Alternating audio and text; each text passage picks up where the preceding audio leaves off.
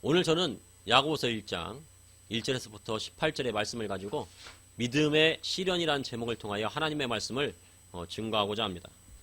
사람에게 시련은 언제 어디서든 찾아올 수가 있습니다. 시련은 개인에게도 올 수 있지만 사회나 국가 전반에도 올 수 있습니다. 우리의 일상이 이렇게 평온한데 개인의 시련이나 국가적인 어려움이 올 수 있는가 생각할 수 있지만 우리가 전혀 예상하지 못한 곳에서 환란이 오는 것입니다. 현재 우크라이나와 러시아 전쟁만 해도 설마 전쟁은 일어날까 라며 많은 사람들이 예상을 했지만 결국 전쟁은 일어나고 말았습니다. 그리고 사람들은 그 전쟁이 빨리 끝날 것이라 생각했지만 몇 달이 되어도 끝나지 않고 그 전쟁이 더욱더 확전될 것으로 생각이 되고 있습니다.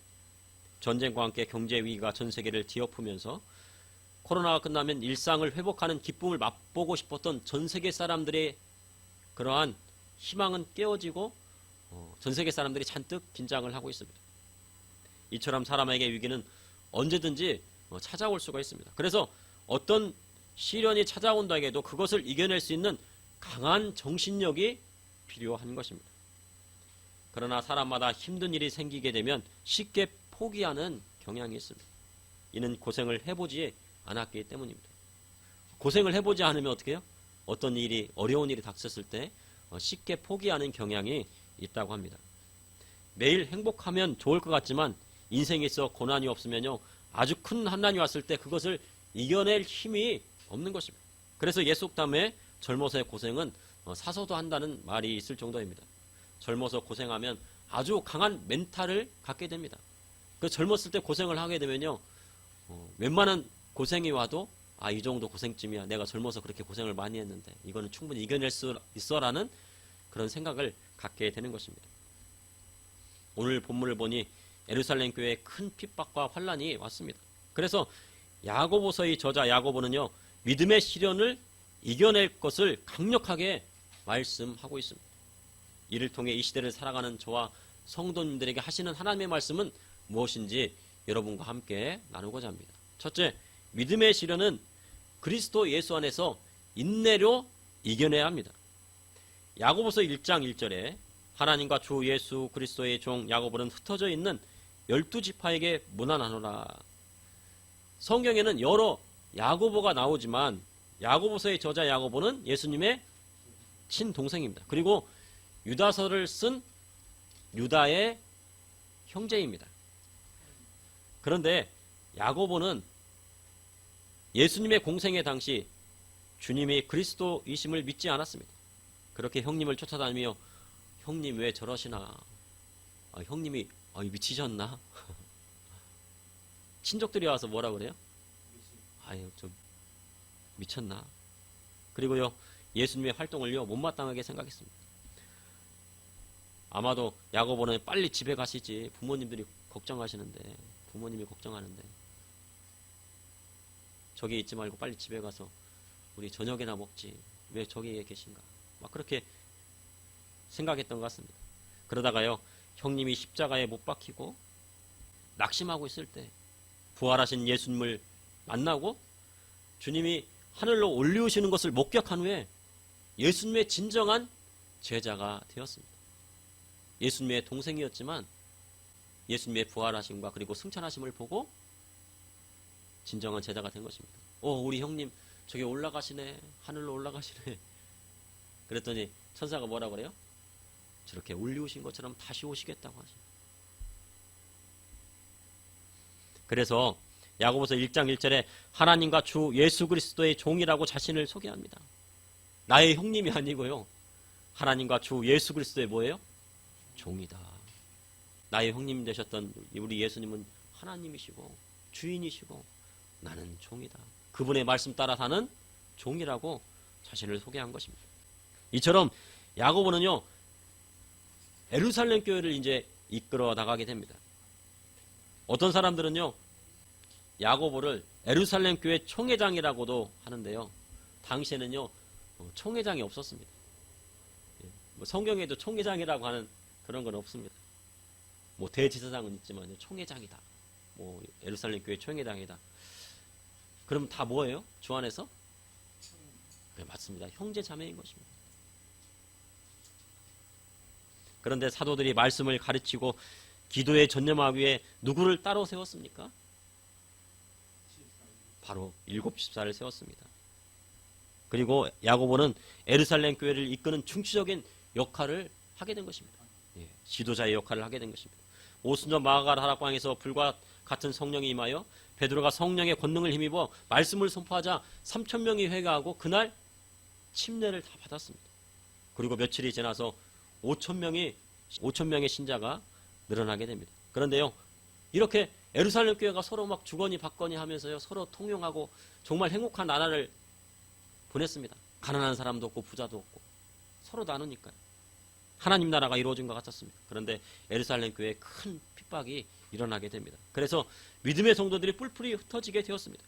야고보서 1장 1절에 야고보는 흩어져 있는 12지파에게 문안하노라 라고 성경에 기록하고 있습니다. 성도들에게 문안하는 것이 아니고 누구에게 문안하고요? 12지파입니다. 그런데 어떤 사람들은 내가 12지파야 14만 4천이야 또 이러면 안 되는 겁니다. 여기 12지파는 누구예요? 바로 예수님을 믿는 유대인들을 이야기하는 것입니다. 사람들은 간혹요 2000년 전에 당시 유대인들이 다 유다 지파만 있는 것으로 생각합니다. 북이스라엘의 10지파는 어떻게 됐어요? 아수르에 의해서 다 포로로 끌려가서 이방 땅으로 가가지고 흔적조차 사라졌습니다. 그리고 남유다는 남았는데 남유다는 어떤 지파만 남아있어 거기에요? 베냐민하고 유다 지파만 남아있습니다. 그러니 이스라엘은 이제 유대인밖에 없어. 유다인, 유다 사람들, 유다 지파밖에 없어 라고 생각할 수 있지만 그런데 여기 보니까 12지파라고 나오고 있죠. 그렇죠? 그래서 사람들이 그래 10지파는 없어지고 2지파만 남았으니까 우리가 12지파에 들어가면 되겠지 하면은 그건 이단이 되는 것입니다. 그런데 당시에요 북이스라엘이 그렇게 포로로 다 끌려가고 이방으로 흩어졌지만 북이스라엘의 10지파 중에서도 믿음이 있는 자는 다 어디로 갔어요? 다 남유다로 내려간 겁니다. 신앙이 있는 사람들은 하나님 앞에 진정으로 예배 드리고 싶은 사람들은 어디로 내려가요? 남유다 지파로 내려갑니다. 북이스라엘 남아있는 사람은 어디서 예배를 드렸어요? 당과 베델에 금송아지를 세워준 여로보암이 세워놨던 그 금송아지를요 멸망할 때까지 막 그냥 섬기고 있었던 거죠. 그래서 예수님 당시에도 12지파가 모두 있었던 것입니다. 아마 그래서 주님께서요 이스라엘 12지파와 같이 천국의 12기둥을 세우기에 12명의 제자를 택하셨을 것이라고 저는 생각이 되었습니다. 그런데 야고보서를 쓸 당시 AD 50년경에는요 예루살렘 교회에 아주 큰 핍박이 몰려왔습니다. 그리고 그뿐만 아니라요 예루살렘 교회에 큰 기근이 왔습니다. 예루살렘에 큰 기근이 왔어요. 그래서 사도 바울이 마게도냐에 있는 교회에게 예루살렘에 있는 형제들을 돕기 위해 뭐 하라고 그래요? 연보를 하라고 합니다. 근데 그 연보도 내가 가기 전에 미리 뭐 하라고요? 걷어두어라. 좀 모아두었다가 내가 갔을 때 막 그때 막 헌금바구니 돌려 막 그래가지고 헌금바구니 돌리는 것이 아니고 미리 좀 걷어놓아라. 왜 미리 걷어놓으라고 했어요?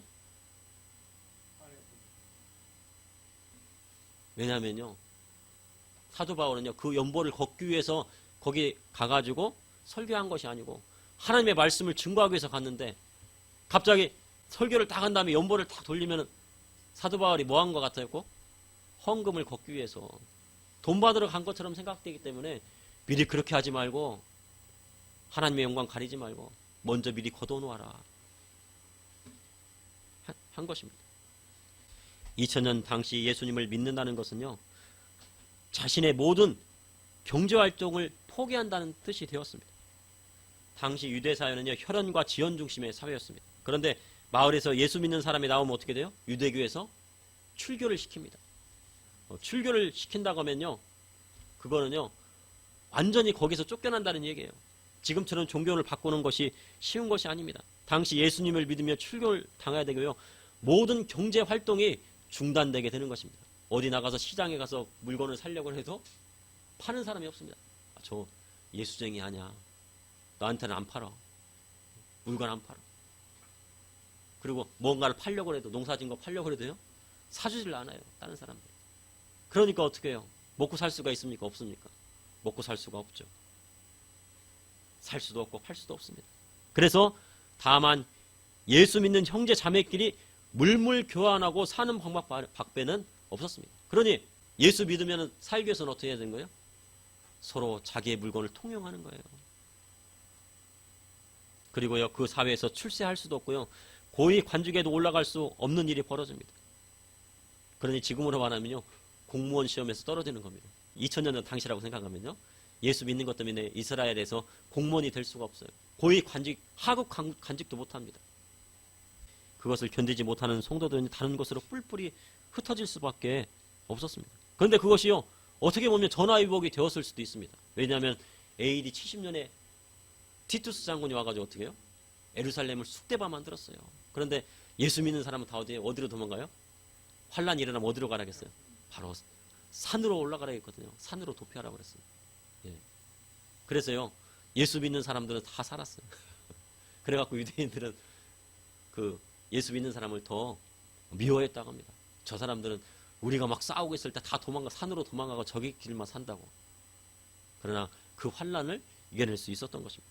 그런 와중에 야고보는요, 내 형제들아, 너희가 여러 가지 시험을 당하거든 온전히 기뻐하라 하였습니다. 도저히 기뻐할 수 없는 상황 속에서 시험을 당할 때 기뻐하라 하신 것입니다. 왜 기뻐해야 하는지 성경은요, 자세히 기록하고 있습니다. 야고보서 1장 3절에서 4절에 이는 너희의 믿음의 시련이 인내를 만들어내는 줄 너희가 알미라. 인내를 온전히 이루라. 이는 너희로 온전하여 구비하여 조금도 부족함이 없게 하려 함이라. 믿음의 시련이 왔을 때 성도들은요, 인내를 만들어야 하는 것입니다. 우리의 신앙생활 가운데 시련이 왔을 때 끝까지 인내하면 부족함이 없는 신앙인이 되는 것입니다. 물질이 적으나 많으나 어떤 환경 속에서도 내가 어떤 시련이 와도 인내를 이기면 어떻게 됩니까? 온전히 하나님만 바라보는 그리스도인이 되는 것입니다. 바로 그러한 그리스도인을 무슨 그리스도인이라고 그래요? 온전한 그리스도인이라고 하는 것입니다. 근데 우리는 뭐 어떻게 조그마한 시련이 와가지고 야, 왜 나한테 이렇게 빈궁이 찾아왔나, 궁핍함이 찾아왔나 할 수도 있고, 아니면 나는 세상에 나가서 좀 출세도 하고 싶은데 왜 그렇게 못하나, 뭐 그럴 수도 있습니다. 예수 믿는 것 때문에 왜 내가 핍박을 받나, 그렇게 생각할 수도 있습니다. 그러나 그런 거 모두를 떠나서 어떤 환경 속에서도 하나님 앞에 기뻐할 수 있는 온전한 그리스도인이 되게 되는 것입니다. 전 세계도요, 신앙인으로 고난이 없는 것이 아닙니다. 북한을 보면은요, 2000년 전 유대 땅에 일어난 핍박 같은 고난이요, 북한의 지하교회 성도들에게 오는 것입니다. 어떤 탈북민은 1994년 이전에는 지하교회가 있을 수 없다고요, 강력하게 말합니다. 아, 지하교회가 어떻게 있을 수 있어, 북한에는. 나는 그런 얘기 들어본 적이 없는데 지하교회가 어디 있어. 그런데요, 지하교회가 있으면 어떻게 돼요? 그것이 발각되는 즉시 바로 그날로 차가 와가지고 끌고 간답니다. 그런데 자기만 끌고 가는 것이 아니고 온 가족을 다 끌고 가요. 어디로 가요? 정치범 수범소로 가는 거예요. 우리가 간혹 들었던 아우지 탄강으로 보낸다고 하는데, 거기서 평생 그 방산에서 그 탄을 캐고 막 석탄을 캐고 거기서 죽어도 뭐 밥도 안 주고 제대로 안 주면서 온갖 고난과 고문을 당하면서 그곳에 평생을 살아야 되는 것입니다. 그러니 탈북민이 북한에 지하교회가 있을 수 없다고 말합니다. 왜냐하면 발각이 되는 즉시 정치범 수요로 끌려가 고문당하고 죽기 때문입니다.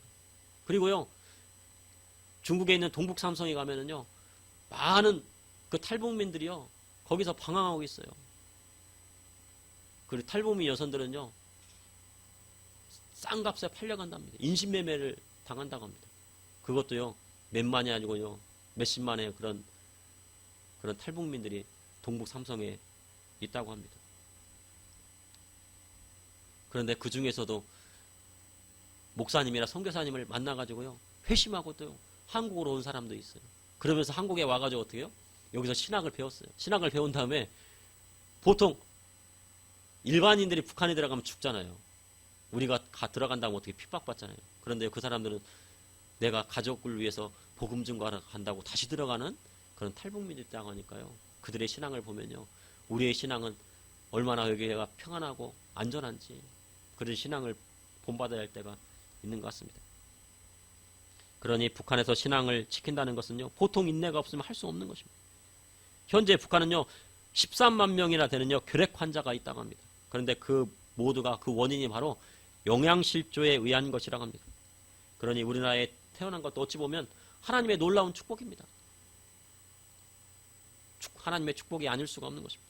가까운 중국만 보아도 그렇습니다. 현재 중국에는요 성경 배포가 금지되어 있습니다. 그리고 선교사님들을요 모두 추방했습니다. 그래서 선교 비자를 가지고 들어갈 수 없습니다. 중국은.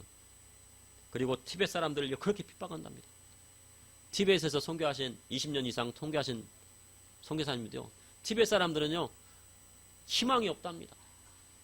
뭐 공무원을 하려고 해도 공무원이 안 되고, 뭐 출세하려고 해도 출세, 돈을 벌려고 해도 안 되고, 아무것도 안 되니까 뭐 하는 거예요? 낙이 없으니까 뭔만 하는 거예요? 매일 술만 마시는 거예요. 그 사람들이 하는 거는요 술 먹고 막 그냥 서로 칼부림하면서 서로 싸우는 것이 일상이랍니다. 그래서 거기에다가 복음을 증거하고 그랬던 선교사님들이 그렇게 간증을 합니다. 또한요 신장 위구르는요 100만 명이 강제 수용소에 갇혀 있다고 합니다. 100만 명을 강제 수용소에, 그러니까 마을이 아니고요 한 지역 자체를 그냥 그 정치봉 수용소로 만든 거예요. 거기에 몇만 명이 있다고요? 100만 명이 갇혀 있어요. 그리고 그들의 인권은요 땅에 떨어져 있습니다. 그들은 핍박받습니다. 근데 신장 위구르 사람들은요 아시아 사람이라고 보기보다는요 이슬람 사람들에 가깝습니다. 그래서 이란이나 이라크나 이쪽에 있는 그 사람들하고 중동 사람들하고 가까운데요. 근데 중국이 그 신장 위구르에 있는 사람들을 핍박하고 있어요. 그러니 그곳에 있는 사람들의 자유는 없는 것이나 다름없습니다. 그런데도 중국과 손을 잡아야 한다고 하면 안 되는 것입니다. 우리가 잘 먹고 잘 살기 위해서 경제적으로 중국에 수출을 많이 해야 되기 때문에 얻는 것이 많잖아요. 그런데 중국과 손잡으면 어떻게 돼요? 티벳이라든가 신장 위구르라든가 탈북민들의 인권은 어떻게 되는 겁니까? 그런데요 중국은요 시진핑의 산 연임을 위해 100만 명이나 되는 도시를 코로나로 이후로 봉쇄할 정도로 자유가 없는 나라입니다. 몇만 명을 봉쇄한다고요? 100만 명이요. 10만 명이 아니고 100만 명은요 지방에 있는 아주 큰 도시 하나를 100만 명 정도예요. 그런데 100만 명 정도를 지금 밖에 나가지도 못하고 하고 들어오지도 못하게 하고, 그래서 사람들이 무엇을 썼어요? 거기다 피켓에다가 우리는 코로나 봉쇄가 아니라 먹을 것을 달라. 먹을 것 좀 달라는 거예요. 슈퍼에 못 가니까. 우리에게 좀 자유 좀 달라. 그런데 왜 진짜 코로나 때문에 그랬을까요? 아니면은 무엇 때문에 그랬을까요? 진짜 코로나 때문에 그것을 100만 명 정도를 그렇게 봉쇄시켰을까요? 제 생각에는요, 이번에 시진핑의 3년임에요, 말이 많습니다. 그러니까 내 정치적인 생명을 유지하기 위해서는 어떻게 해요? 사람들의 입을 닫게 시켜야 되는 거예요. 우리나라도 몇 년 전만 해도요, 도시 전체를 봉쇄해야 된다. 아유, 저기를 막 봉쇄해야 돼요. 어떤 지역을. 이쪽을 봉쇄해야 돼요. 교회에서 예배 드리면요, 코로나 걸린다고요. 아, 교회가 코로나의 진원지야. 교회 가면 코로나 걸려. 나라에서 예배 드리지 못하게 했을 때도 있습니다. 그런데요, 어느 나라든지요, 종교의 자유를 잃게 되면 어떻게 돼요? 사람의 자유도 빼앗긴다는 것을 알게 되면 됩니다. 종교의 자유가 빼앗긴 곳마다 사람들의 자유도 빼앗기게 된다는 것을 깨달아야 하는 것입니다. 이전에 우리나라가요, 우방인 미국과 거리를 두고요, 중국과 가까이 하려고 하면서 반대로 대만이 미국과 손을 잡았어요. 그래서요, 미국에서 이렇게 하자 보니까 대만이 이렇게 하고 저렇게 하다 보니까, 그러니까 지금 대만이 어떻게 됐습니까? 우리나라보다 더 잘 살게 됐습니다. 1인당 국민소득 GDP도요, 대만이 추월했다는 이야기가 나오고 있습니다. 그리고 앞으로 반도체나 이런 것들을요, 삼성보다도 대만이 더 앞서 나가고 있다고 합니다. 이처럼요, 세계 곳곳에서 아직도요, 종교의 자유를 얻지 못하고 핍박받는 사람들이요, 많이 있습니다. 예. 우리도 여차하는 순간 종교의 자유를 빼앗기게 되면 엄청난 핍박이 올 수도 있는 것입니다. 그러니 항상 신앙생활을 하다가 작은 고난이 왔을 때 인내로서 이겨내는 훈련을 하고 있어야 하는 것입니다. 그러므로 믿음의 실현은 그리스도 예수 안에서 인내로 이겨내야 하는 것입니다. 제가 중국에 가서 이런 설교하면 어떻게 됩니까? 그날로 잡혀가는 겁니다. 예, 그날로 지도새도 모르게 잡혀가요. 예, 요즘 인터넷 세대잖아요. 인터넷으로 막 다 전 세계로 나가요. 근데 전 세계로는 안 보겠지만 뭐 인터넷을 봐봐야 한 명, 두 명, 두 분밖에 안 보시는 것도 참 은혜입니다. 그죠? 어떻게 보면 많이 봤으면 좋겠지만 그것도 은혜라고 생각합니다. 둘째, 믿음의 실현은요, 주님께 지혜를 구할 때 이겨낼 수 있습니다. 야고보서 1장 5절에 너희 중에 누구든지 지혜가 부족하거든 모든 사람에게 후히 주시고 꾸짖지 아니하시는 하나님께 구하라 그리하면 주시리라. 야고보는요, 각 지역에 흩어져 사는 12지파에게 지혜가 부족하면 하나님 앞에 구하라 했습니다. 그 12지파들이 다 어디에 뿌렸습니까? 저기 애굽에 있는 알렉산드리아도 가 있고, 저기 로마에도 가 있고, 그리스도에도 가 있고, 저기 고린도에도 가 있고, 마게도냐에도 가 있고, 저기 터키에 있는 에베소에도 가 있고, 뿔뿔이 다 흩어져 있어요. 그런데 무엇이 부족하면 하나님께 구하라고요? 지혜가 부족하면 하나님께 구하라고 했습니다. 우리가 지금 잠언 7장까지 강해를 했는데요. 하나님을 경외하는 것이 지식의 근본이라고 잠언에 나와 있습니다. 그런데 지혜가 좀 부족하면 지혜를 구하라고 했습니다. 그 이유는요, 환난과 고난을 이겨내기 위해서는 뭐가 필요해요? 지혜가 필요하기 때문입니다. 지혜가 없으면요, 환난과 고난을 이겨낼 수가 없습니다. 자신이 사는 마을과 지역에서 예수님 믿음으로 핍박을 받게 되고요, 모든 경제생활이나 사회생활이 막히게 되면 하나님이 주신 지혜를 가지고 있지 않으면 그것을 헤쳐나갈 수 없기 때문입니다. 그래서 지혜를 구하라 하신 거죠. 야, 너한테는, 예수 믿는 사람한테는 사는 것도 안 되고 파는 것도 안 돼. 팔지도 못하게 사지도 못하게. 그런 것이 요한계시록 어디 나와 있습니까? 요한계시록 13장에 나오죠. 그런 일들이 666 표를 받지 않으면은 매매를 못하게 한다고 하잖아요. 근데 그런 것들이 어디에 나왔어요? 바로 지금 야고보서에 나와 있는 것입니다. 그래서 그런 때에는 어떻게 살아가야 될지 지혜를 구하라 하신 것입니다. 그런데 요한계시록 13장에 나오는 7년 대환란의 그 환란은요, 이때 당시보다 어마어마한 환란이 올 것입니다. 더 강력한 환란이 오게 되는 것입니다.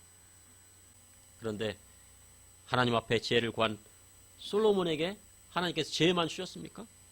그가 구하지 않은 물질도 주시고 장수의 축복도 함께 허락하여 주신 것입니다. 그러니 환난을 넉넉히 이길 수 있는 하나님의 지혜를 주시게 되는 것입니다.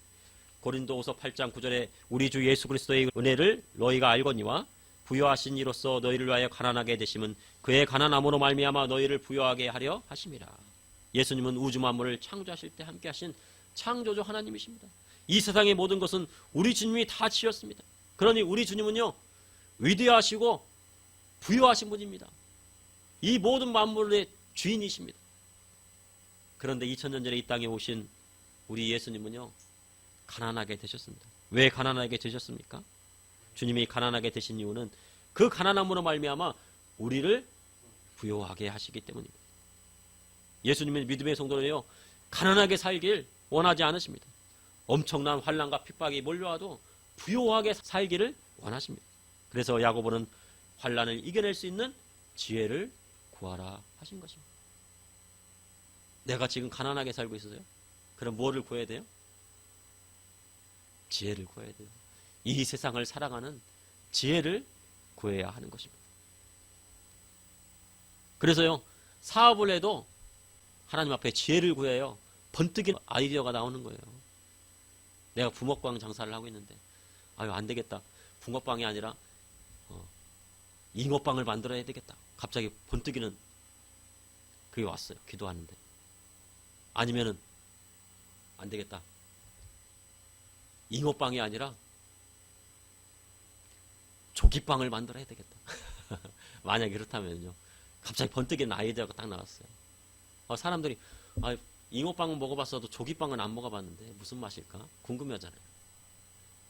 아무튼요, 이렇게요, 하나님께서 지혜를 구하면요, 이거는 제 지혜입니다. 이건 하나님께서 주신 지혜가 아니고 하나님께서 주신 지혜를 구하면은 주신다고 말씀하고 있는 것입니다. 그러나 하나님 앞에 믿음으로 지혜를 구했으나 의심하게 되면 요동하는 바다 물결 같다고 말씀하고 있습니다. 주님 앞에 베드로가 물 위를 걸어갈 험한 물결을 보고 의심하자 깊은 바닷속으로 빨려 들어가게 됩니다. 야고보서에 보면요, 의심하면 주님 앞에 무엇을 얻길 생각하지 말라고 성경은 말씀하고 있습니다. 그러니까 내가 무엇을 구했는데요, 의심해요. 그러면 차라리 구하지를 말어. 의심하고 구하지 말어. 왜? 베드로가요, 물 위를 걸어갈 때 의심하니까 어떻게 됐어요? 예, 깊은 바닷속에 빠졌어요. 그럴 바에는 차라리 구하지를 말어. 주님 말씀하시는 것입니다. 그러니 무엇인가를 구했으면 의심하지 말고 하나님 앞에 기도해야 되는 것입니다. 이렇게 의심하는 자는 어떤 사람과 같다고 했어요? 두 마음을 푸는 사람과 같다는 것입니다. 성도로 두 마음을 품으면 정하지 않은 것입니다.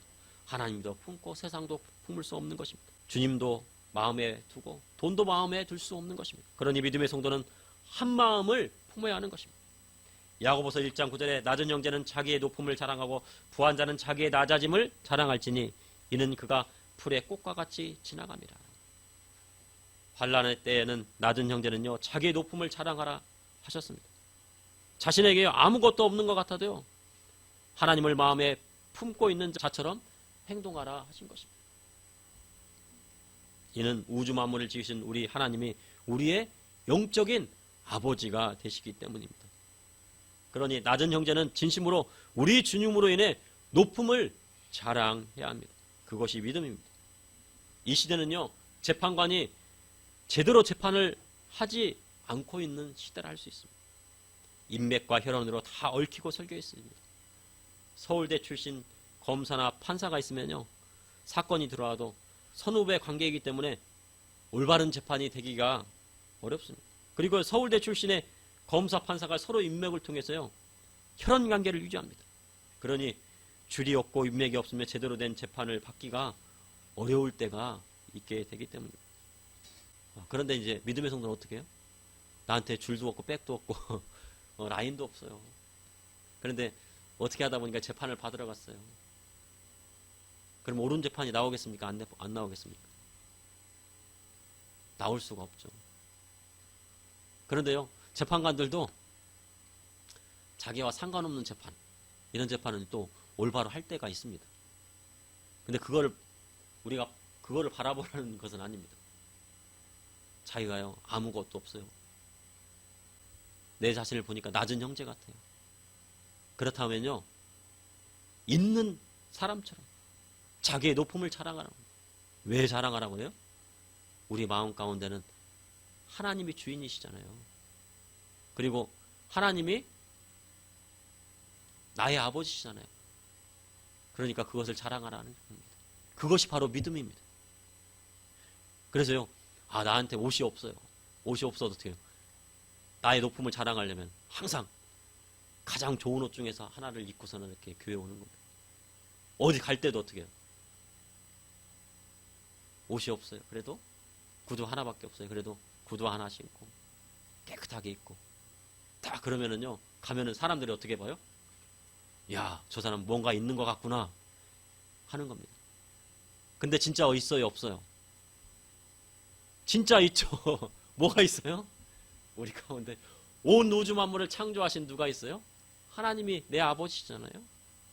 나를 위하여 십자가에 달려 돌아가시고 나를 구원하신 우리 예수님이 있잖아요. 그리고 내가 장착할 곳은 어디예요? 천국이에요. 그리고요, 하나님께서요, 믿음대로 나아간 사람에는요, 큰 맨션을 주시겠대요. 천국에 갔는데 여기서는 내 명의로 된 집 한 채 없지만 천국에는요, 금은보화로 된 그 집을 하나님께서 주시겠대요. 그것이 얼마나 좋은 축복입니까? 그러니 낮은 형제는 자기의 높음을 자랑하는 것이 바로 믿음입니다. 또한 부한 자는요, 자신의 낮아짐을 자랑해야 한다고 성경은 기록하고 있습니다. 자신이 돈이 있고요, 부귀가 있다고 해도요, 권력자 앞에서는 아무것도 아닙니다. 중국 상해에 가면요, 지금 고위직들만 사는요, 주택단지가 있다고 합니다. 거기 가면요, 뭐 세상에서 내놓으라는 차들이 막 줄 서 있대요. 뭐 롤스로이스, 뭐 아우디는 뭐 저리 가라고, 뭐 롤스로이스, 뭐 저는 들어보지도 못한 무슨 자동차 이름을 쭉 했는데 거기에 막 쭉 그런 매장들이요, 쭉 줄 서 있대요. 그러나 그곳에 현재요, 고급 축제들이 매물로 나오고 있다는 뉴스입니다. 그만큼 중국 경제가 좋지 않다는 반증입니다. 그런데 다르게 말하면요, 이번에 시진핑이 3년이 하면서 중국 정부의 밑보인 부자들은 자신의 모든 재산을 내놓아야 할 상황이 된 것입니다. 지난번에 중국 공산당 최고위급 공산당의 재산이 얼마라고 그랬어요? 예, 1조 7천억. 야, 그런데요, 그것도 한순간에요, 내려놔야 할 때가 있는 것입니다. 그러니 부자들이, 야, 내가 부자야, 그러면 막 좋은 차 타고 다니고, 막 좋은 옷 입고 다니고, 하면 나중에 환란이 왔을 때 어떻게 됩니까? 중국에 환란이 오면 중국에서 중국 공산화돼 밑보이면 어떻게 해요? 하루아침에요, 거지가 되는 겁니다. 거지가 되는 게 아니고 숙청을 당합니다. 숙청이 뭔지 아시죠? 그러니까 환란이 오게 되면 어떻게 돼요? 부한자들은 낮아져야 되는 것입니다. 낮아짐을 자랑해야 돼요. 없는 자처럼요. 중국의 진짜 부자들은 보면요, 진짜 메리아스 하나만 걸치고 다닙니다. 메리아스 하나만 걸치고 그냥 허름한 옷을 입고 다니는데, 진짜 보면은 그 집에 가면은요, 막 돈이 막 그렇게 쌓여 있어요. 그 사람들은요, 은행에다 돈을 안 넣어요. 다 어디 막 그 땅 파고서는 거기다 돈을 숨겨놓고, 금덩이를 숨겨놓고 있어요. 그래서 환란이 오면은 진짜 중국에 있는 그 허름한 할머니 할아버지들처럼 그렇게 자기 낮아짐을 나타내고 살아야 되는 거예요. 그래야 환난을 이겨낼 수 있는 것입니다. 그러므로 믿음의 시련은 주님께 지혜를 구할 때 이겨낼 수 있는 것입니다. 셋째, 믿음의 시련을 견딘 자는요, 생명의 멸류관을 얻게 됩니다. 야고보서 1장 12절에 시험을 찾는 자는 복이 있나니 이는 시련을 견디어 낸 자가 주께서 자기를 사랑하는 자들에게 약속하신 생명의 멸류관을 얻을 것이기 때문이라. 시련의 시험을 이겨내고 참는 자는 복이 있다고 성경은 말씀하고 있습니다. 그래서 시련을 이겨낸 자는 주님께서 약속하신 생명의 멸류관을 얻게 되리라 하셨습니다. 생명의 멸류관을 받는 자는요, 주님께 천국을 확정받은 것입니다. 생명의 멸류관을 받기로 확정된 사람은 어떻게 돼요? 천국 갈까요? 못 갈까요? 천국 당연히 가죠. 천국에 들어가고 하나님 나라의 유업을 받게 되는 것입니다. 야고보서 1장 13절에 사람이 시험을 받을 때 내가 하나님께 시험을 받는다 하지 말고 하나님은 악에게 시험을 받지도 아니하고 친히 아무도 시험하지 아니하시는지라. 시험에는요, 두 가지 시험이 있습니다. 지난번에 말씀드렸죠. 하나는 뭐예요? 트라이얼이라고 하는 시련의 시험이 있고, 템프테이션이라는 유혹의 시험이 있습니다. 그런데 트라이얼은 하나님이 주시는 시련의 시험이고, 템프테이션은 바로 원수마귀가 주는 유혹의 시험입니다. 예루살렘 교회에 왔던 시험은요, 하나님이 주시는 시련으로 그로 인해 성도들의 믿음이 성장되고 뿔뿔이 나가 흩어져서 어떻게 해요? 주의 복음을 증거했습니다. 그러나 사람이 돈의 유혹에 빠지면 사단의 유혹에 빠져 인생을 망하게 되는 것입니다. 그리고 유혹에 빠져 간음하게 되면 하나님 앞에 죄를 짓게 되는 것입니다. 그래서 야고보서 1장 14절에 15절에 오직 각 사람이 시험을 받은 것은 자기 욕심에 끌려 미혹됨이니 욕심이 잉태한 즉 죄를 낳고 죄가 장성한 즉 사망을 낳느니라 하셨습니다. 예수님의 제자였지만요, 돈의 유혹에 끌려 죽게 된 대표적인 사람이 누구입니까? 바로 가룟 유다입니다. 그런데요, 이 가룟 유다는 3년 반 동안 예수님의 말씀을 막 들었어요. 예수님의 말씀을 듣긴 들었지만 한쪽 귀로 듣고 한쪽 귀로 어떻게 해요? 흘려들었어요. 그리고 어떤 거에만 욕심이 있었어요? 바로 연보에 개에 있는 그 돈에만 욕심을 들었죠. 결론은 무엇입니까? 사단의 밥이 되고 말았습니다. 욕심에 끌렸어요. 그래서 야고보는요, 강력하게 말씀하고 있습니다. 형제들아 속지 마라. 형제들아 속지 마라. 강력하게 선포하고 있는 것입니다. 야고보서 1장 17절에 18절에 온갖 좋은 은사와 온전한 선물이 타 위로부터 빛들이 아버지께로부터 내려오나니 그는 변함도 없으시고 회전하는 그림자도 없으시니라. 그가 그 피조물 중에 우리로 한 천 열매가 되게 하시려고 자기의 뜻을 따라 진리의 말씀으로 우리를 낳으셨느니라. 야고보는 자기 욕심에 빠져 죄를 짓고 어려움을 당하는 것은 하나님이 주시는 시련이 아니라 사단의 유혹에 빠져 고통을 당하는 것임을 분명히 말씀하고 있는 것입니다. 세상에서 자신의 정욕을 따라 제 발에 넘어져 놓고요, 하나님 저에게 왜 고난을 주십니까? 하나님 왜 이렇게 힘드니까? 자기 정욕에 빠져서 고난을 당하면서 자기 육체의 속을 따라 살다가 하면서요, 하나님 저는 왜 고난 받습니까? 하면 됩니까? 안 됩니까? 안 되는 것입니다. 자신이 하나님 말씀으로 나아갔는데 고난이 왔습니까? 그런데 인내로서 그 고난을 이겨내면 하나님이 영광 받으시고 그로 인해 사랑하는 자에게 생명의 면류관을 주시는 것입니다. 그러나 자기의 소욕과 정욕과 자기의 욕심대로 유혹대로 사단의 유혹대로 끌려가서 고난받는 것은 하나님의 영광을 가리게 되는 것입니다. 이처럼 좋은 은사와 온전한 선물이 빛들의 아버지께로 내려온다고 야고보서는 기록하고 있습니다. 바로 좋은 은사는 방언도 있고 예언도 있고. 방언 받으셨습니까? 예, 좋은 은사입니다. 예언, 그리고 통역, 가르치는 은사, 사랑의 은사 등 여러 가지가 있습니다. 그리고 온전한 선물은 무엇입니까? 바로 구원의 선물인 것입니다. 구원받은 것은 하나님이 우리에게 값없이 주신 하나님의 선물입니다. 이는 예수님께서 십자가에 달려 돌아가심으로 그를 믿는 자에게 주시는 하나님의 선물인 것입니다. 우리 하나님 변함도 없으시고 그림자가 회전하는 것처럼 그 마음이 바뀌시는 분이 아니십니다. 그가 그 피조물 중에 우리로 한 천 열매가 되게 하시려고. 그러면 피조물 중에 천 열매로 누구를 택하셨을까요? 예, 피조물 중에 우리로 한 첫 열매가 되게 하시려고. 피조물 중에 바로요 유대인들을 택하였다는 것입니다.